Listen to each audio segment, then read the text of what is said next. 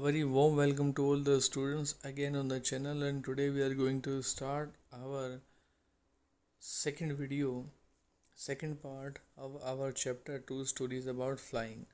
पहले पार्ट के अंदर आपने पढ़ा कि एक सीगल होता है जो कि उड़ने से डरता है, और वो एक पहाड़ी जो होती है उसकी ऊंचाई पर वो बैठा रहता है, और उसके जो फैमिली मेम्बर्स होते हैं वो वहाँ से खाने की तलाश में उड़ जाते हैं। लेकिन वो बड़ा हताश होता है क्योंकि उसको लगता है कि वो उड़ नहीं पाएगा, उसके पंख उसका साथ नहीं दे पाएंगे एंड ही विल डाई।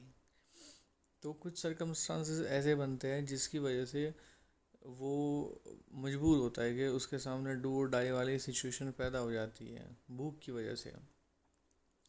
जब वो बहुत ज़्यादा भूखा हो जाता है तो उसके सामने एक सिचुएशन ऐसी आ जाती है कि जहाँ पर वो डू और डाई वाली एक कंडीशन में आ जाता है।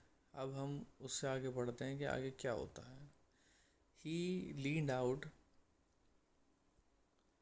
eagerly, tapping the rock with his feet, trying to get nearer to her as she flew across। अब वो क्लिफ के पास में आता है अपने पैरों से टैप करता हुआ।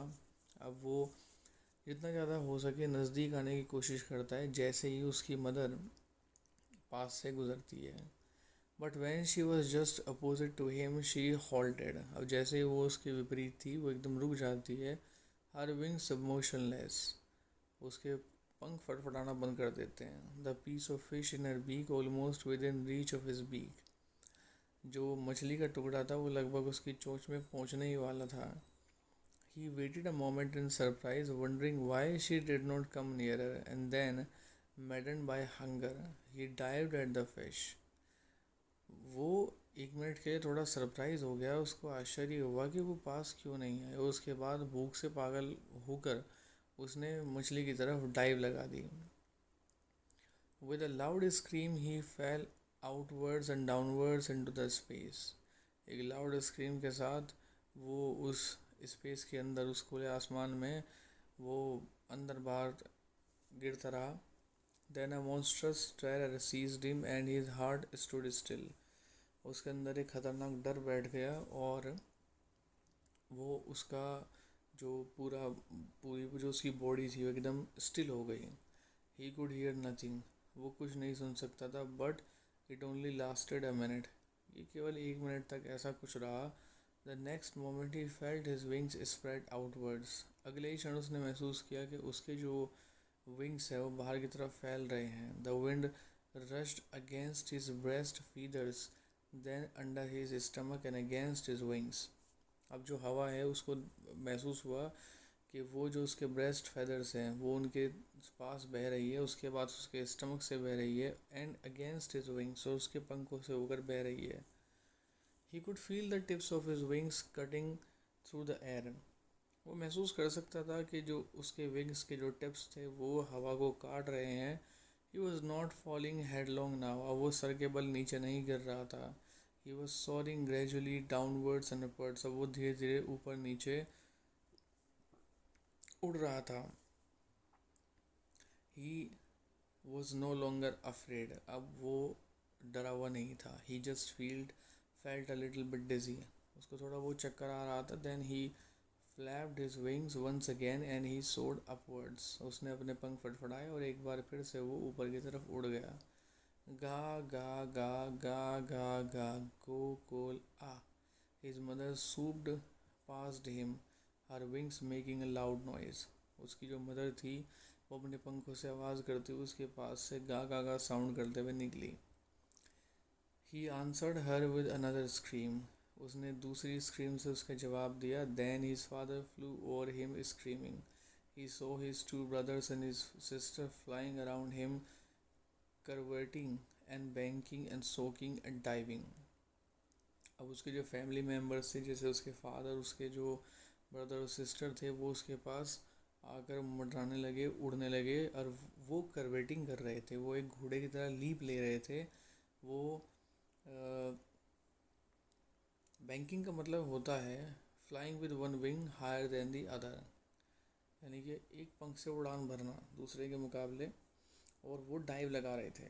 Then he completely forgot that he had not always been able to fly and commanded himself to dive and soar and curve, shrieking shrilly. अब जितनी भी अटखेलियाँ थी, कलाबाजियाँ थी, वो सब करने लगा और एक पल के लिए भूल गया कि वो कभी उड़ना जानता ही नहीं था. He was near the sea now. अब वो समंदर के पास था. Flying straight over it, facing straight out over the ocean. ठीक उसके ऊपर उड़ रहा था. He saw a vast green sea beneath him. अपने नीचे उसने एक बड़ा हरा सा समंदर देखा. With little ridges moving over it, and he turned his beak sideways and cawed amusedly. अब वो वहाँ से उड़ता हुआ उसने बड़े आनंद में काँव काँव किया. His parents and his brothers and sister had landed on this green flooring ahead of him. जो आगे जो समंदर था, जो पानी था, उसके जो भाई बहन, उसके पेरेंट्स थे, वो उस पर उसके आगे उतर गए. They were beckoning to him, calling shrilly. वो उसको सपोर्ट कर रहे थे, चिल्ला रहे थे. He dropped his legs to stand on the green sea. उसने उस हरे सागर पर रुकने के लिए अपने पैरों को टिकाया. His legs sank into it. पैर उसके डूब गए. He screamed with fright and attempted to rise again, flapping his wings. वो डर के मारे चीखा. उसने दोबारा अपने पंखों को फड़फड़ाकर उड़ने के लिए कोशिश की. But he was tired and weak with hunger and he could not rise. अब वो थक चुका था, भूख से कमज़ोर था. अब वो ऊपर नहीं उठ सका. Exhausted by the strange exercise. वो इस अजीब सी एक्सरसाइज से बड़ा एग्जॉस्ट हो चुका था. His feet sank into the green sea. उसके पैर उस ग्रीन सी के अंदर डूब चुके थे. And then his belly touched it. उसका जो सीना था उसने उसको छुआ. And he sank no farther. अब वो इससे ज़्यादा डूब नहीं सका. He was floating on it. वो उस पर तैर रहा था. And around him his family was screaming, praising him, and their beaks were offering him scraps of dogfish. अब उसकी जो फैमिली थी वो उसको प्रेज कर रही थी और उनकी जो चोंचें थी वो उसको डॉग फिश ऑफ़र कर रही थी. He had made his first flight. और इस तरह से उसने अपने जो पहली उड़ान थी उसको पूरा किया था.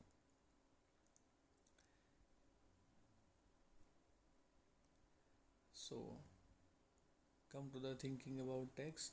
The first is, why was the young seagull afraid to fly? Do you think all young birds are afraid to make their first flight, or some birds more timid than others? Do you think a human baby also finds it a challenge to take its first steps? तो question के अंदर काफ़ी चीज़ें आपसे पूछी गई है. पहली चीज़ ये है कि जो यंग सीगल था वो उड़ने से क्यों डरता था. He was afraid to fly because he had no confidence, and he used to think if he tries to fly in the sky, his wings will not support him. अगला आपसे पूछा गया है कि क्या आपको लगता है कि अधिकतर जो बर्ड्स होते हैं वो अपनी फर्स्ट फ्लाइट, जब वो पहली उड़ान भरते हैं तो उनको क्या डर लगता है, या फिर कुछ बर्ड्स ऐसे होते हैं कि जो दूसरों से ज़्यादा टिमिड होते हैं, कायर होते हैं, डरपोक दब्बू किस्म के होते हैं. नहीं, there is nothing like that. In fact, whenever we do our first thing, whether it is the first flying or whether it is doing some kind of a job, so naturally we become afraid whether we will succeed in this venture or not. So ये same condition शायद जो other birds हैं उनके साथ भी होती होगी जब वो अपनी पहली फ़्लाइट लेते होंगे. सो ऐसा कुछ नहीं होता कि कुछ जो बर्ड्स होते हैं वो दूसरे मुकाबले ज़्यादा टिमिड होते हैं. ये फर्स्ट जब वेंचर हम कोई करते हैं तो उसके अंदर डर लगना स्वाभाविक है. Next is, do you think a human baby also finds it a challenge to take its first step? Yes, we know when a human baby takes his or her first steps, so they find it very challenging. उनको बड़ा डर रहता है कि गिर ना जाए, चोट ना लग जाए. तो जो फैमिली मेम्बर्स होते हैं दे यूज टू सपोर्ट देम. तो उनके सपोर्ट के सहारे दे gain there confidence and try their level best to take their first steps. The sight of the food maddened him What does this suggest? What compelled the young seagull to finally fly? इस question का जो answer है, आपसे पूछा गया है कि खाने को देखकर वो पगला गया, तो इस चीज़ से आपको क्या सजेस्ट होता है, और उस यंग सीगल को फाइनली किस चीज़ ने उड़ने के लिए प्रेरित किया?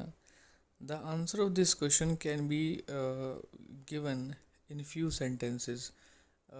There is a very famous adage of science: need is the mother of invention. आवश्यकता आविष्कार की जननी है। और जब सीगल डू और डाई वाली सिचुएशन में आ चुका था, he was in the state of do or die, so he finally decided to take his first flight. खाने की वजह से वो पागल हो चुका था, उसको खाने के लिए कुछ मिल नहीं रहा था, तो उसके सामने एक ही ऑप्शन था, या तो करे, या तो खाने के लिए प्रयास करे, या फिर मर जाए। तो उसने पहले ऑप्शन को बेहतर समझा कि मुझे प्रयास करना चाहिए। They were beginning to him, calling shrilly. Why did the seagull's father and mother threaten him and cajole him to fly? वो कहते हैं कि उसके जो फादर थे और मदर थे, उन्होंने उसको थ्रेटन क्यों किया और उसको कैजुअल किया उड़ने के लिए। Cajole means to persuade. Threaten उन्हें इसलिए किया क्योंकि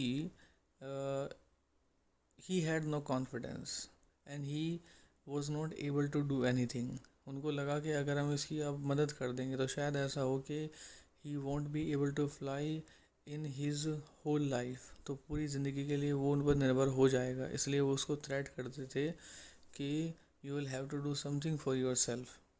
और उसको परसुएड क्यों किया? उसको परसुएड इसलिए किया ताकि उसका जो लेटेंट कॉन्फिडेंस था वो उसके अंदर जाग जाए, and he become and he becomes able to fly in the sky, जो कि स्टोरी के आखिर में होता है। The next is, have you ever had a similar experience where your parents encouraged you to do something that you were too scared to try? Discuss this in pairs and groups. Uh, you have to write the answer of this question according to your own experience. This is the suggestive questions. The last question is, in the case of a bird flying, it seems a natural act and a foregone conclusion that it should succeed. In the examples you have given in answer to the previous question, was your success guaranteed, or was it important for you to try regardless of a possibility of failure? Both questions are suggestive, so you have to do all these